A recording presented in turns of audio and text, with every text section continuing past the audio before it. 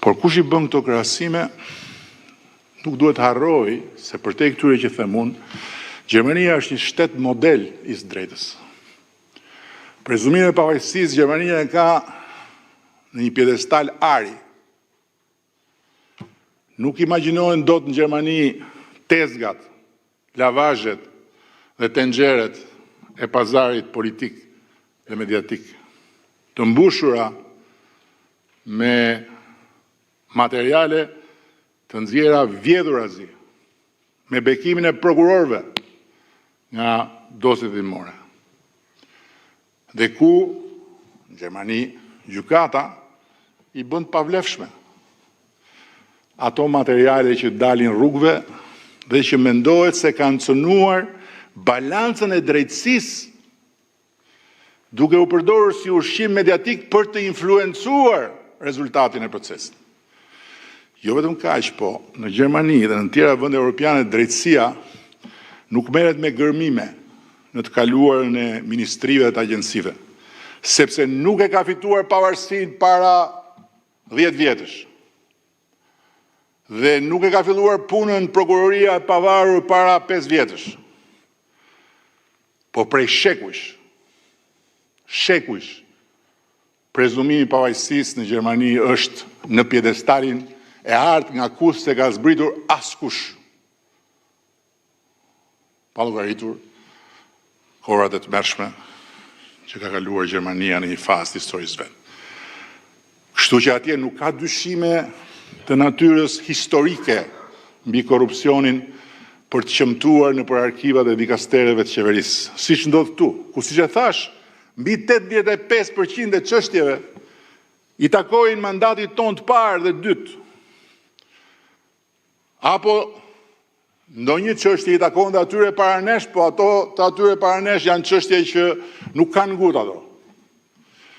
Ndërkohë që 700 tenxheret e pazarit ton bubullojnë më shumë se asnjëherë për korrupsionin që na qen nga më i madh se asnjëherë.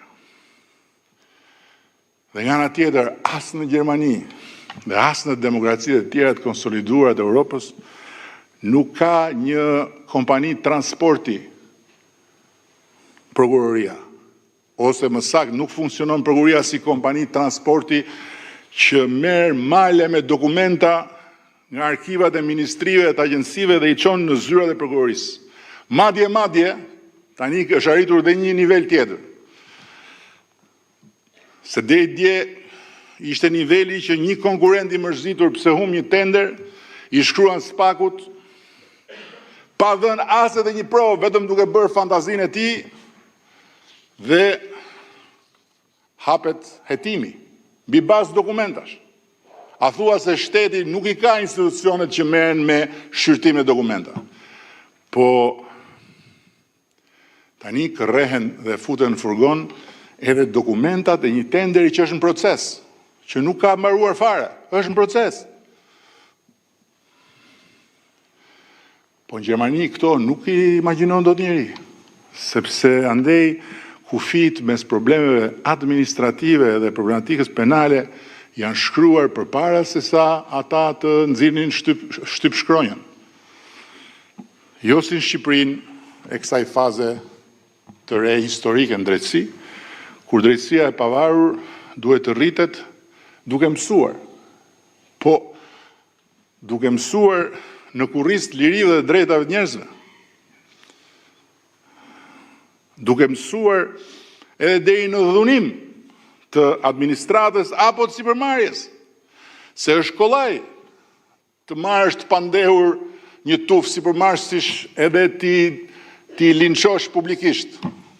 Po ata sipërmarrësit kanë kredi nëpër banka, ata sipërmarrësit kanë plane zhvillimi, ata kanë mira njerëz për të ushqyer dhe kur ju del emri ashtu bankat ju thonë stop, shkoni sqaroni një herë, pastaj hajdeni prapë. Ndërkohë që prezumimi i pafajësisë do të ishte i mjaftueshëm që dhe ata sipërmarrësit dhe ata punonjësit administratës të hetoheshin në gjendje të lirë, pa u linçuar publikisht, duke ju dhënë të gjithë respektin që meritojnë si qytetarë të Republikës së Shqipërisë dhe madje duke pasur shumë mirë parasysh që mund të jenë pafajshëm.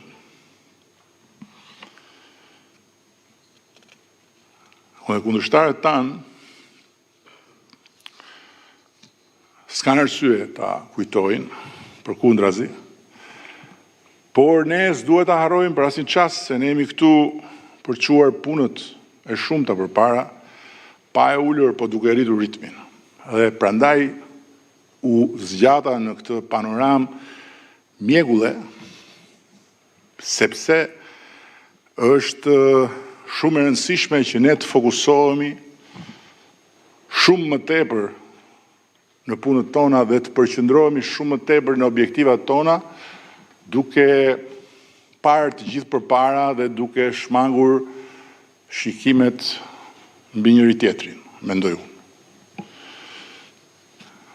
Dhe sigurisht drejtësia ka detyrë të hetojë, të gjykojë, të ndëshkojë apo të pafajsojë, krejt e pavarur prej nesh, ndërsa ne kemi detyrë të realizojmë objektivat, të marrim vendimet e duhura dhe të zbatojmë programin për cilin jemi zgjedhur.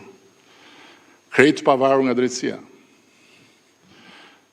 Koha e të ashtu quajturave dorëheqje morale nuk diskutohet që do të vijë, por pasi të kalojë kjo fazë revolucionare e pavarësisë drejtësisë, ku Shqipëria figuron si vendi me një rekord të zymt evropian, që unë e përsëris dhe e përsëris, dhe së fundmi u fut edhe në Guinness